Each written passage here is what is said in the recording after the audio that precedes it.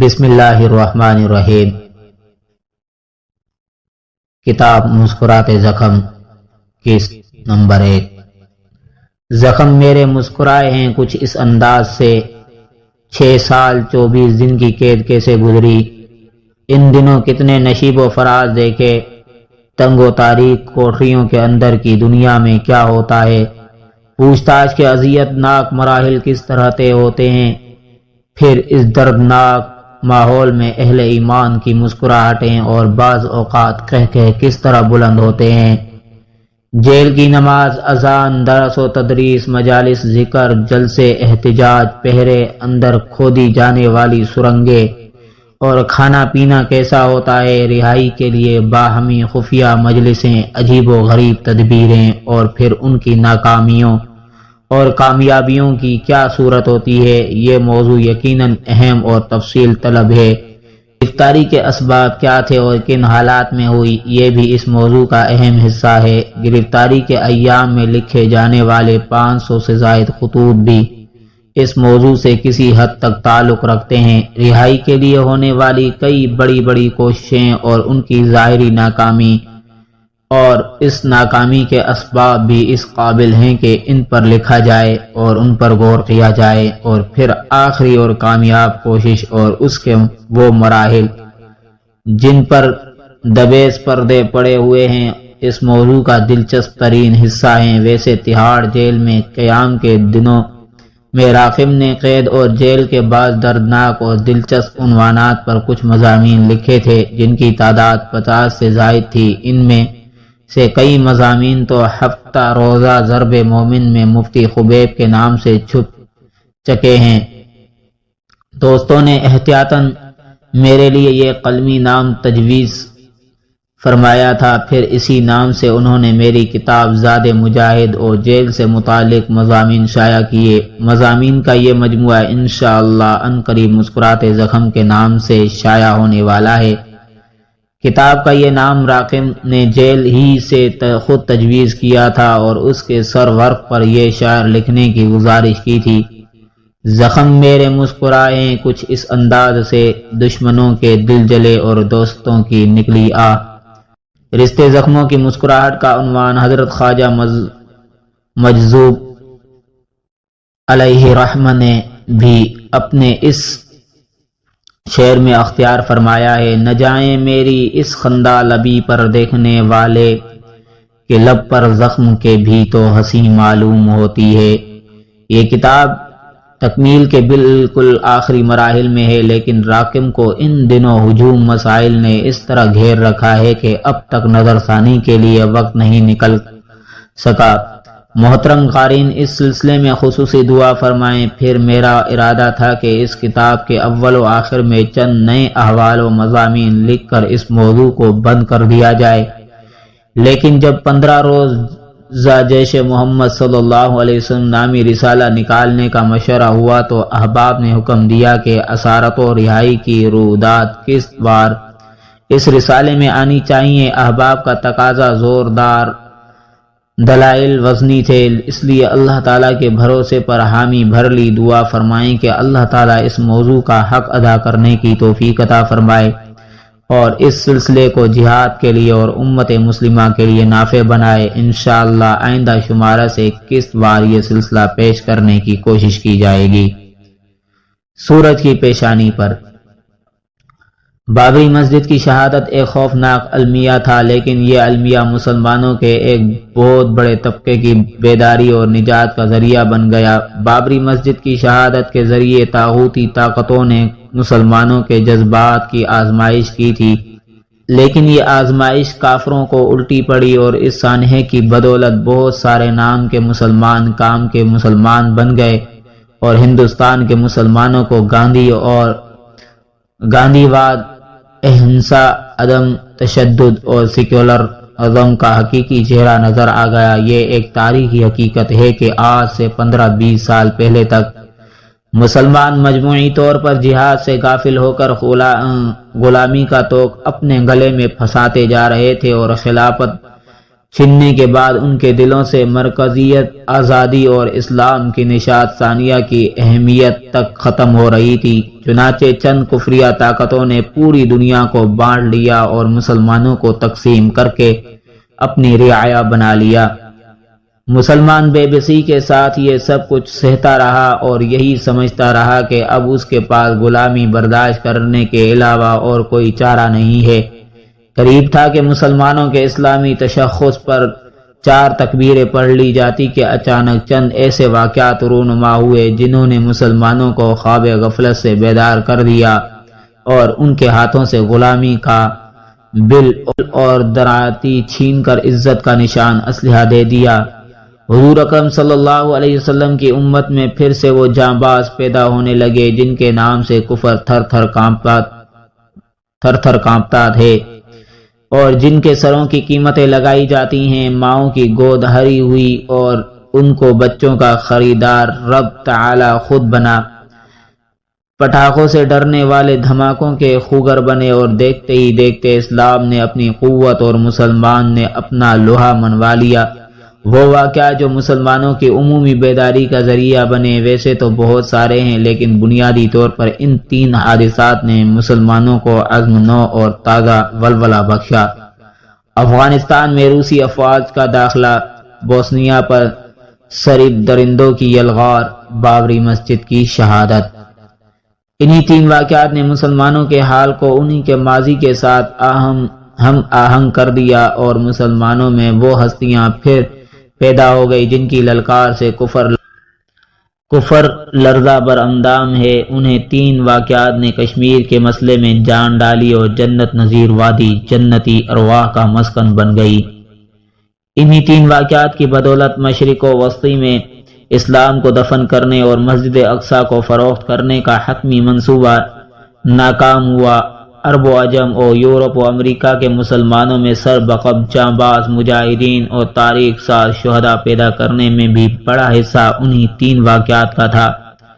گویا کہ کافروں کی یہ 3 غلطیاں مسلمانوں کے حق میں اجتماعی طور پر مفید ثابت ہوئیں اور وہ زخم جو افغانستان، بوسنیا، ہندوستان میں امت مسلمہ کے سینے پر لگائے گئے تھے، ان زخموں کا درد تیزی کے ساتھ کفریہ طاقتوں کی طرف منتقل ہوا اور وہ اب تک اس درد سے کرا رہے ہیں، بلبلا رہے ہیں۔ میری گرفتاری کے پیچھے بھی یہی 3 واقعات پوری آب و تاب کے ساتھ موجود ہیں۔ افغانستان کے جہاد نے مجھ ناکارہ انسان کو میدان عمل میں اتارا۔ بابری مسجد کی شہادت نے میری روح کو بے چین کیا اور میری ناتواں آواز کو بے شمار مسلمانوں تک پہنچایا، اور بوسنیا کے مظالم نے میرے قلب و جگر کو زخمی کیا۔ چنانچہ میں جہاد افغانستان کے شعلوں کو بابری مسجد کے قاتلوں کے خلاف ہندوستان منتقل کر کے بوسنیا کی طرف عازم سفر تھا کہ جہاد کشمیر کی مقدس تحریک میں مختصر شرکت کے دوران قید کر لیا گیا۔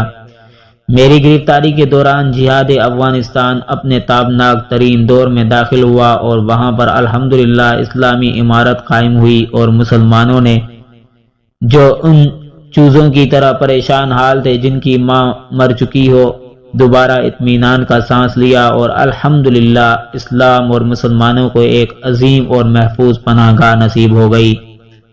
میں نے یہ سارے دلکش مناظر بہت دور بیٹھ کر دیکھے۔ اسی اسارت کے دوران بوسنیا کی آگ تو کچھ ٹھنڈی ہوئی، مگر آگ کے شعلے کو سود میں منتقل کر کے ہمارے سینے پر خنجر چلائے گئے۔ میں نے سلاخوں کے پیچھے کو سود کے اس درد کی ٹھیسیں محسوس کی۔ بابری مسجد کی شہادت کے بعد فرعون صفت ایڈوانی کا ارادہ مزید 3000 مساجد کو ویران کرنے کا تھا اور اس کے ناپاک ہاتھ کانشی اور متھرا کی مساجد تک پہنچ چکے تھے، لیکن برہمنی سامراج کے پاؤں زمین میں دھنسنے لگے اور ترشول اور برادر مشرکین کے دستے بغلیں جھانکنے لگے۔ میں نے اسلام کی فتح اور مشرکین کی شکست کے یہ خوبصورت مناظر جیل کی کال کوٹری میں دیکھے۔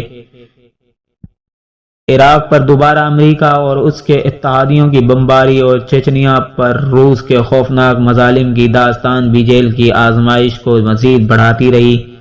تحریک کشمیر کے اتار چڑھاؤ اور ہندوستان میں کروٹ لینے والی تحریکوں کو میں نے 6 سال کے عرصے میں بہت قریب سے دیکھا۔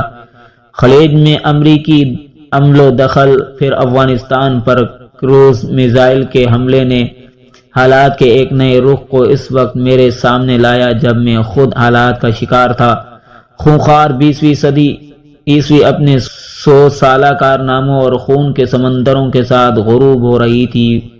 پاپائے روم یہ اعلان کر رہا تھا کہ 21ویں صدی میں عیسائیت پورے ایشیا کو اپنی لپیٹ میں لے لے گی۔ ہندوستان کے نجومی اور جوتشی یہ اعلان کر رہے تھے کہ 21ویں صدی میں پورے ایشیا پر ہندوستان چھا جائے گا۔ دنیا کے سرکردہ ممالک اس بات کا متفقہ اعلان کر رہے تھے کہ 21ویں صدی میں اسلامی دہشت گردی یعنی اسلامی قوت، اسلامی تشخص اور جہاد کا مکمل خاتمہ کر دیا جائے گا۔ انہی بلند و بانگ دعووں اور زلزلہ خیز عزائم کے اعلان کے ساتھ 20ویں صدی کا آخری سورج طلوع ہوا۔ اس سورج کی متجسس نگاہیں کچھ ڈھونڈتی رہی تھی اور وہ 21ویں صدی کے بارے میں کوئی واضح پیغام دینے کے لیے بے چین تھا۔ اتفاق یہ رہا کہ 20ویں صدی کا آخری سورج نہ تو یہودیوں کی پسند کے مطابق ہفتے کو نکلا اور نہ عیسائیوں اور مشرکوں کی خواہش کے مطابق اتوار کو، بلکہ سورج مسلمانوں کے مبارک دن جمعہ کو طلوع ہوا، اور ابھی اس سورج نے آدھا راستہ ہی طے کیا تھا کہ کفر کے عزائم خاک میں اور اس کی ناک مٹی میں ملنے لگی۔ سورج مغرب کی طرف جا رہا تھا، تب قندھار ایئرپورٹ پر ایک طیارہ اتر رہا تھا اور سورج کی لال انگارہ آنکھیں کافروں کو یہ بتا رہی تھی کہ تم ہار چکے ہو، شکست تمہارا مقدر بن چکی ہے، اسلام جیت چکا ہے، جہاد اپنا لوہا منوا چکا ہے، اسلامی اخوت کی تابناک صبح طلوع ہو چکی ہے۔ اسی اثنا میں عصر کا وقت آ پہنچا۔ سورج چھپ چھپ کر دیکھ رہا تھا کہ بیت اللہ اور مسجد نبوی شریف سے لے کر امریکہ اور یورپ کی مساجد میں خوشیاں منائی جا رہی ہیں، شکرانے کے نوافل پڑھے جا رہے ہیں، مٹھائیاں بٹ رہی ہیں، جبکہ کفر کی صفوں میں ماتم ہو رہا ہے۔ منافقوں کی آنکھیں صدمے سے باہر آ رہی ہیں۔ وہ ٹیلی ویژن اور ریڈیو جو خود انہوں نے ایجاد کیا تھا، اس دن خود ان کی شکست کی خبر کو بار بار سنا رہا تھا، اور یوں 20ویں صدی کے آخری دن اسلام کی فتح اور عظمت کا حتمی فیصلہ 21ویں صدی کا رخ متعین کر رہا تھا۔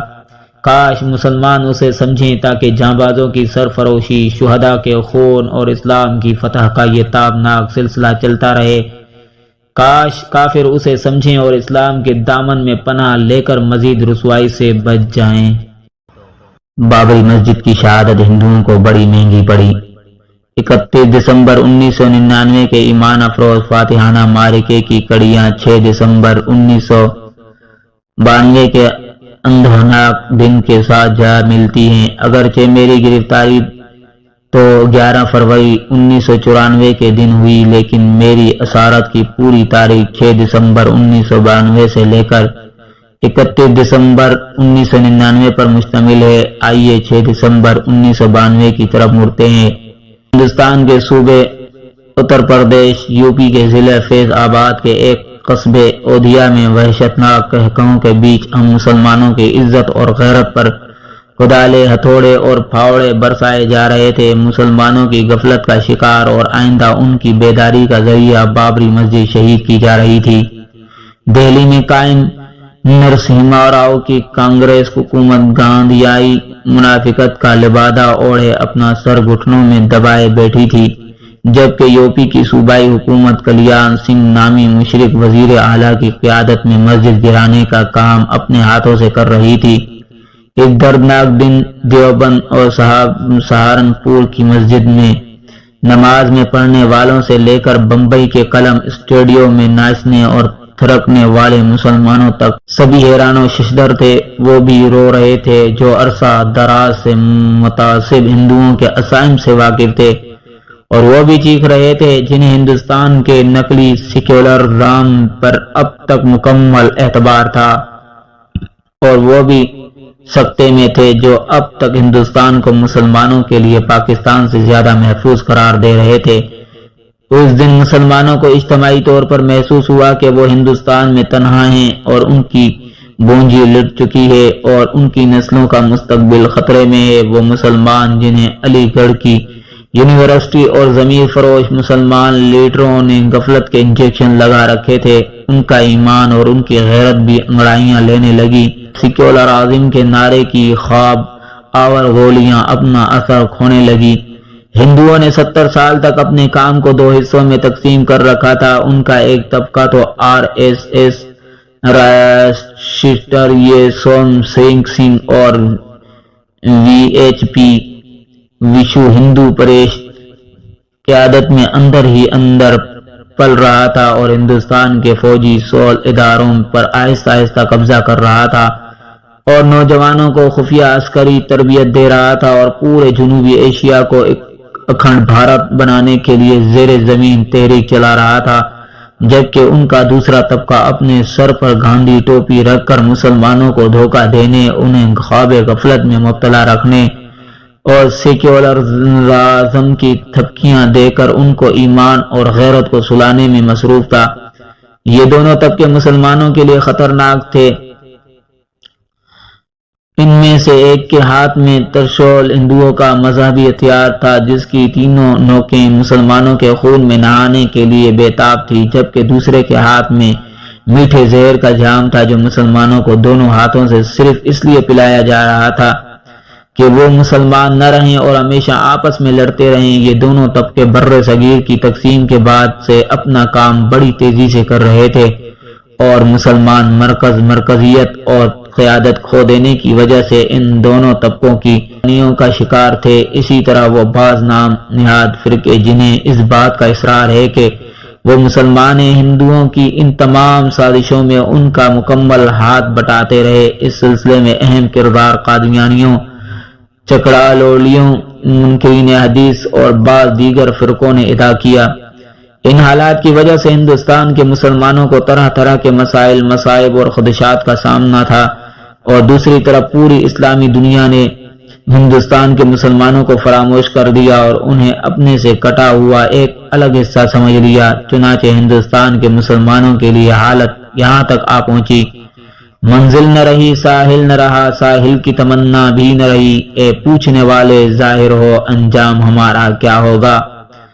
غلامی خود ایک ایسی بیماری ہے جو قوم کو طرح طرح کی بیماریوں میں مبتلا کر دیتی ہے۔ غلام قومیں اعتدال سے محروم ہو جاتی ہیں، انہیں ہر سانس جینے کے لیے نفاق کا سہارا لینا پڑتا ہے، اس لیے جھوٹ اور موقع پرستی ان کی عادت بن جاتی ہے۔ غلامی انسان کی زبان کو تیز اور ہمت کو پست کر دیتی ہے اور انسان میں کرنے کی بجائے صرف کہنے اور زیادہ سے زیادہ بولنے کا جذبہ پیدا ہو جاتا ہے۔ غلامی انسان میں احساس کمتری کا خوف مرض پیدا کر دیتی ہے، جس کے نتیجے میں تصنع، بناوٹ اور تکبر کے امراض پیدا ہوتے ہیں اور انسان ہر وقت خود کو سنبھالنے، چڑھانے اور بڑھانے کے فضول کام میں لگا رہتا ہے۔ غلامی میں پلنے اور بڑھنے والی قومیں دل کو بھول کر پیٹ کی فکر میں لگ جاتی ہیں اور پیٹ کی یہ زیادہ فکر انہیں ہر جرم میں مبتلا کر دیتی ہے۔ غلامی کا درد انسان کو نشے اور طرح طرح کے لہو و لعب میں پھنسا دیتا ہے اور انسان اپنے درد کو بھلانے کے لیے خود فراموشی میں مبتلا ہو جاتا ہے۔ غلام قومیں عام طور سے ایثار، قربانی اور وفاداری سے محروم ہو جاتی ہیں اور مسائل و مصائب کی کثرت انہیں خود غرض بنا دیتی ہے۔ وہ اپنے لیے جیتے ہیں اور اپنے علاوہ کسی کی فکر نہیں کرتے، چنانچہ ان کی سوچ محدود اور ان کا دائرہ عمل سکڑ جاتا ہے اور وہ گٹھیا اور عام چیزیں ان کے ہاں اہمیت حاصل کر لیتی ہیں جن کی طرف انسان کا زیادہ توجہ کرنا انسانیت کے لیے سوائے آر کے اور کچھ نہیں ہوتا۔ غلامی میں رہتے ہوئے غلامی کے موذی اثرات سے بچانا ممکن نہیں تو مشکل ضرور ہوتا ہے۔ پھر انسانی فطرت یہ ہے کہ وہ آسانی سے اپنی غلطی اور شکست تسلیم نہیں کرتا۔ غلام قومیں بعض اوقات غلامی کو شکست سمجھ کر اس سے بچنے کی بجائے غلامی کو فخر سمجھنا شروع کر دیتی ہیں، تب انہیں حقائق کا انکار کرنا پڑتا ہے اور آزاد قوموں کے عیب نکالنے پڑتے ہیں۔ بس غلامی کا یہ درجہ انتہائی خطرناک ہوتا ہے، کیونکہ اس درجہ پر پہنچنے کے بعد آزادی کی خواہش دم توڑ دیتی ہے اور انسان خود کو حالات کے حوالے کر کے تباہی اور ذلت کو اپنا مقدر سمجھ لیتا ہے۔ ہندوستان کے مسلمانوں سے وحید الدین خان کی کتابوں کو اگر آپ پڑھیں تو آپ کو معلوم ہوگا کہ وہ غلامی کے اس خطرناک درجے تک پہنچ چکے ہیں، چنانچہ اس کی خاطر وہ جہاد اور آزادی جیسے حقائق کا انکار بھی کر رہے ہیں، اور آزاد منش مجاہدین بھی ان کو بہت برے لگتے ہیں۔ حقیقت یہ ہے کہ بر صغیر کے غیر منصفانہ تقسیم نے ہندوستان کے مسلمانوں کو غلامی کی غار میں دھکیل دیا۔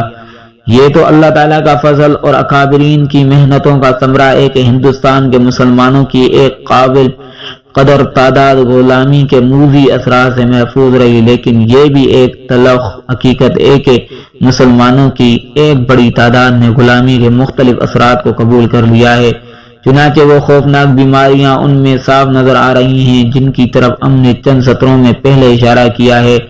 افسوس یہ ہے کہ غلامی انسان میں چونکہ خود نمائی اور تکبر بھی پیدا کر دیتی ہے، اس لیے ممکن ہے کہ ہماری یہ بات ہندوستان کے بعض مسلمانوں پر غیراں گزرے، لیکن حقیقت یہ ہے کہ جس طرح سے کوئی انسان اپنی ذات میں یا اپنے گھر والوں میں کوئی عیب اور بیماری اس لیے تلاش کرتا ہے تاکہ اس کا علاج اور ازالہ کیا جا سکے، اسی طرح ہم اپنے ہندوستان کے مسلمان بھائیوں کے لیے فکر مند ہیں، اور الحمدللہ ہندوستان کے اکثر مسلمان ہماری اس نیت اور ارادے کو اچھی طرح سے سمجھتے ہیں۔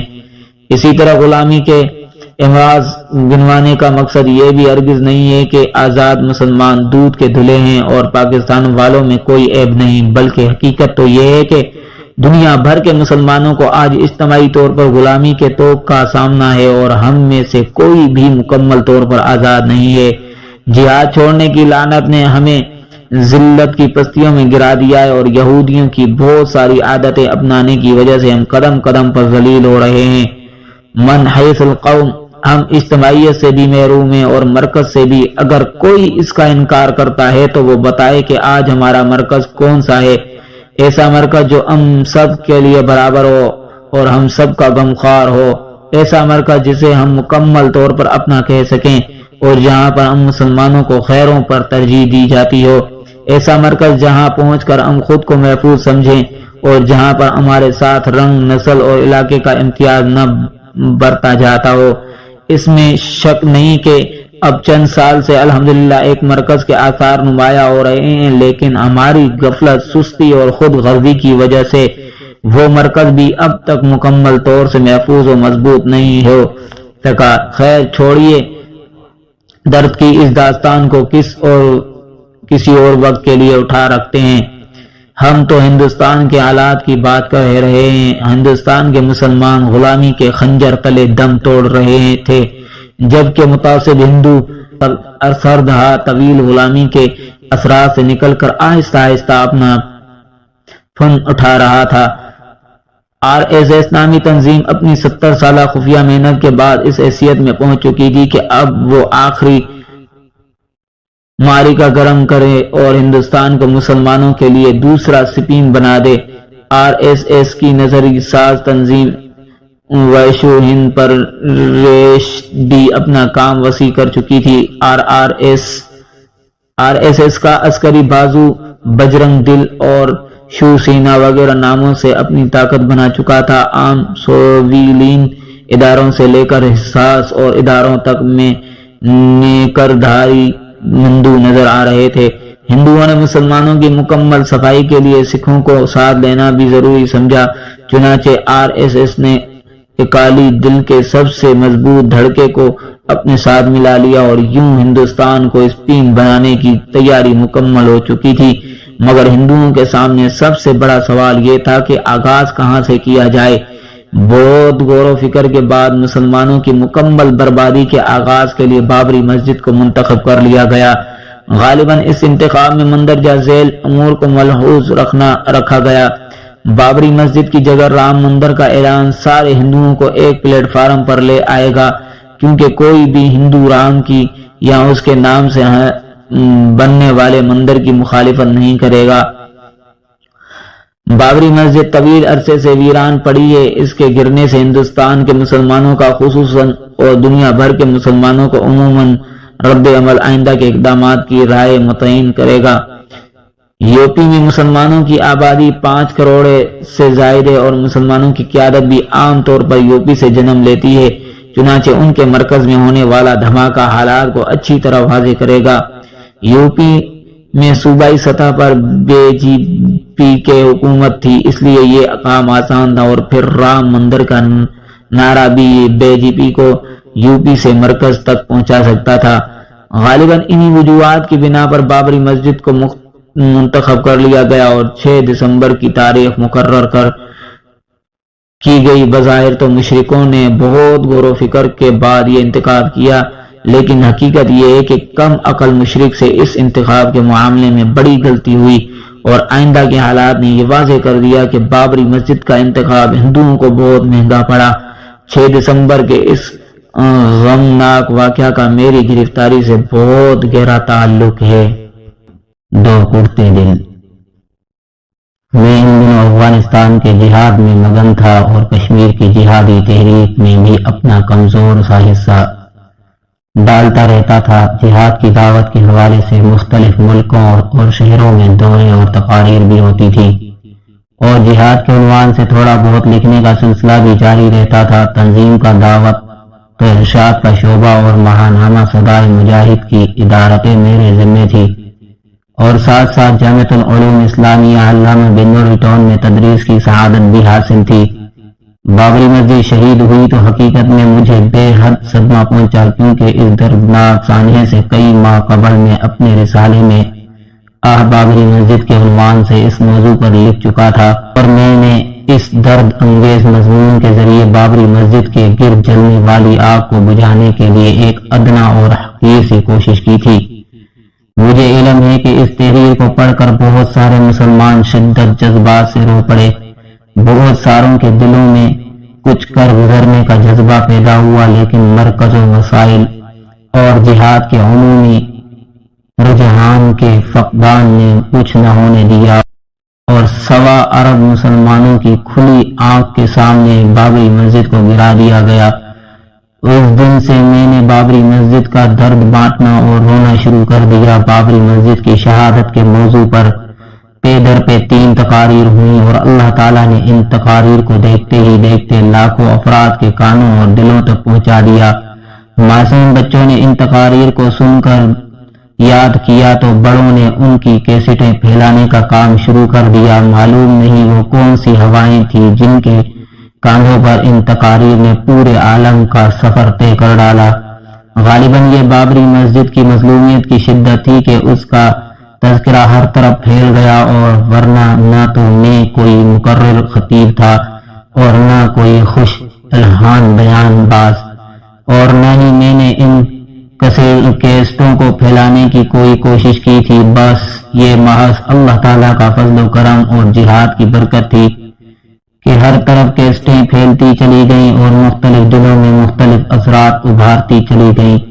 ہندوستان کے مسلمانوں تک یورپ، امریکہ اور بعض عرب ممالک کے توسط سے یہ کیسٹیں پہنچی تو وہاں عجیب ماحول برپا ہو گیا۔ نوجوان شدت جذبات سے بے چین ہوئے، اور بزرگوں نے اپنے ہاتھوں سے ان کیسٹوں کو تقسیم کرنا شروع کر دیا۔ بابری مسجد کی شہادت اصل زخم خوردہ ہندوستان کے ہی مسلمان تھے، اور انہی کے مکمل خاتمے کے آغاز کا نام تھا۔ بابری مسجد کی شہادت اس لیے ان تقاریر کا سب سے زیادہ اثر ہندوستان کے مسلمانوں نے لیا، اور انہیں اس بات سے ڈھارس ملی کہ ان کے ملک کی سرحدوں کے پاران کے درد کو محسوس کرنے والے موجود ہیں، اور انہیں یہ تسلی بھی ملی کہ وہ اکیلے نہیں ہیں۔ مگر سوال یہ تھا کہ یہ تقریر کس کی ہے۔ بعض کیسٹوں پر نام لکھا ہوا تھا، مگر یہ نام اکثر لوگوں کے لیے اجنبی تھا۔ غریب مسلمانوں نے تو تقریر سنی، نام پڑھا اور آہیں بھر کر خاموش بیٹھ گئے، لیکن بعض اہل ثروت مسلمانوں نے اس آواز کو ڈھونڈنے کی ٹھان لی۔ ان میں بعض علماء اکرام تھے اور بعض سیاستدان۔ ان لوگوں کا خیال یہ تھا کہ وہ اس شخص کو ڈھونڈ کر اسے مشورہ کریں جو بابری مسجد کے درد کو مسلمانوں کے سامنے لایا ہے۔ ممکن ہے اس کے یہاں ہندوستان کے مسلمانوں کے مسائل کا کوئی حل نکل آئے۔ ادھر کئی مسلمان اس فکر میں تھے کہ اس آواز کو ڈھونڈیں، اور دوسری طرف میں اپنے رفقا اکرام کے ساتھ ان مشوروں میں مصروف تھا کہ ہندوستان کی دیگر مساجد کا تحفظ کس طرح کیا جائے۔ بابری مسجد کی دوبارہ تعمیر کے لیے کون سا راستہ اختیار کیا جائے اور متعصب ہندوؤں کے خوفناک سیلاب کی زد سے مسلمانوں کو کس طرح سے بچایا جائے۔ ہمارے پاس اللہ تعالیٰ پر توکل اور عزم کے سوا کچھ نہیں تھا۔ ہم نہتے تھے جبکہ ہمارے سامنے ایک طاقتور ضدی اور گھمنڈی دشمن تھا۔ ہم کمزور اور بے بس تھے، لیکن جہاد اور اس کے نتائج کے بارے میں نازل ہونے والی آیات ہماری دھڑک بندھا رہی تھی۔ چنانچہ ہم نے یہ عزم کر لیا تھا کہ بابری مسجد کو گرا کر لال کرشن اڈوانی اور بال ٹھاکرے نے جو چیلنج مسلمانوں کو دیا ہے، ہم اسے باوجود بے سر و سامانی کے قبول کرتے ہیں۔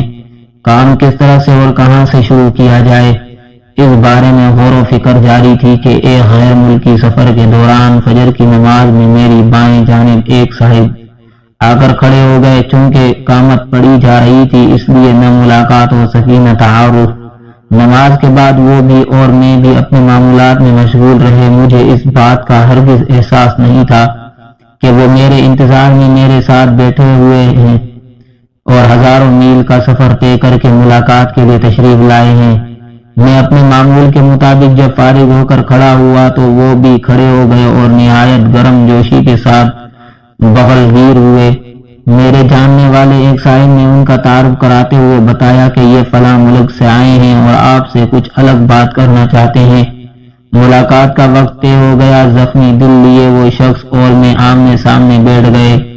گفتگو کے آغاز ہی میں دوسرے ملک سے آنے والے صاحب کی آنکھیں چھلک پڑی۔ انہوں نے بابری مسجد والی تقریر کا حوالہ دیا اور فرمایا کہ نوجوان بےتاب ہیں، بزرگ رو رہے ہیں۔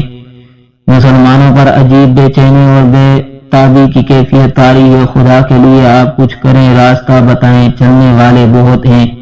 وہ جذبات اور بے خودی میں تمام احتیاطوں کو بالائے طاق رکھ کر بہت کچھ فرما گئے اور دوران گفتگو اپنے ہم خیال کئی افراد کا تعارف بھی کرا گئے۔ عجیب بات یہ ہے کہ اس قدر حساس اور خطرناک موضوع پر پہلی ہی گفتگو میں دونوں افراد نے ایک دوسرے پر مکمل بھروسہ اور اعتماد کر لیا۔ حالانکہ اس طرح کے معاملات میں پھونک پھونک کر قدم اٹھایا جاتا ہے اور مہینوں کی جانچ پڑتال کے بعد اعتماد کے دروازے کھولے جاتے ہیں، لیکن بعض حالات اور بعض افراد عمومی قوانین سے مستثنا ہوتے ہیں۔ اس ملاقات میں بھی ایسا ہی ہوا۔ دو کرتے دل آپس میں مل گئے اور یہ طے پایا کہ ہر حال میں کام شروع کر دیا جائے اور کام کا مبارک آغاز رمضان مبارک کے بابرکت والے مہینے میں مسجد نبوی شریف کے پاکیزہ جہادی ماحول سے کیا جائے۔ ملاقات ختم ہو گئی۔ ایک سفر کے بعد دوسرے سفر کا دور چلتا رہا، مگر دل بے چین اور بے قرار تھا۔